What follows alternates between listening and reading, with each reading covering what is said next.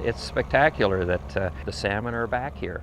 And this year, the sockeye run is supposed to be the biggest in our lifetime. The lure of reeling in a prize tyee has anglers from all over coming to the harbor city. This is a bottleneck for boaters. The fishing here off Nanaimo way back in the 80s was great, then it died in the mid-90s, and now it's come back. And in fact, this year the fishing around here is the best it's been in about 25 years. And that, of course, has brought all the fishermen back out, all the boaters back out. May through September is peak season for salmon fishing, but it's also when recreational water sports ramp up, increasing demand at the Brecon and Charlene boat launches in Nanaimo. Years ago, it was basically fishermen and casual recreational boaters that use this facility. We've now seen the growth of paddlers, kayakers, different things, different groups like that, and they're using the facility as well, which is great. I mean, it's Nanaimo is the harbor city, and this is basically the only access to the water around here. It's a bit of a bottleneck as you try to get in here, especially at peak times. The Mid-Island Sport Fishing Advisory Committee warns that conflicts between the user groups will only get worse unless the city takes action now. The closest place that we have with a suitable boat ramp is Ladysmith. We no longer have a ramp in the Noose.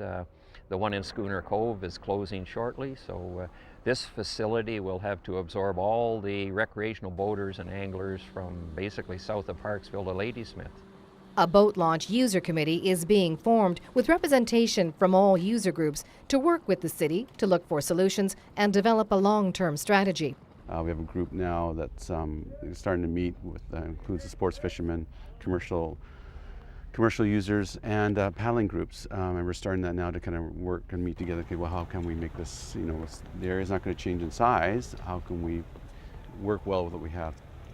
The Brecon launch has been here since the 70s, but it was recreational fishermen, Clyde, Wicks, and a few others who raised money and supplies to build the ramps in the 80s that are still in use today.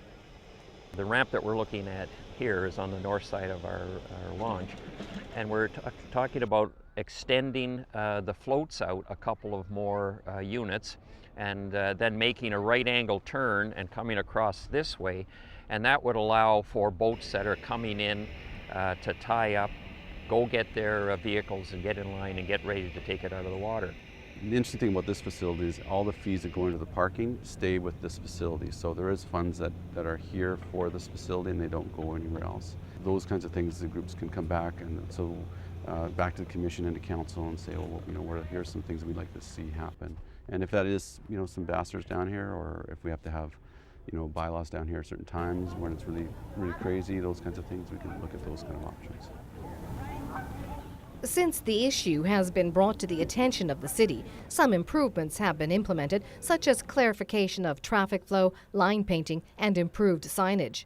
But many say it's a matter of learning the unwritten rules of boating. It's basically an educational thing. Boat etiquette, a lot of the people really don't seem to understand that you don't take 15 minutes at a boat ramp to launch your boat.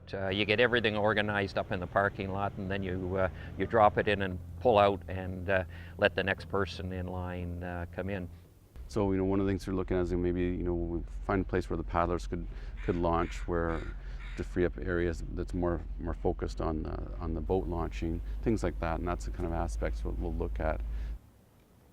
The city and the user committee are welcoming suggestions that will help alleviate demands at the boat launches and lessen conflicts. In Nanaimo, I'm Annette Lucas.